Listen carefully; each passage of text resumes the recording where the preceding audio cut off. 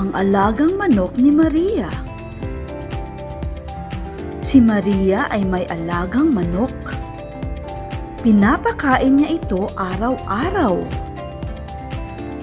Mataba ang kanyang manok. Inaalagaan niya ito ng mabuti. Ang manok ay isang inahin.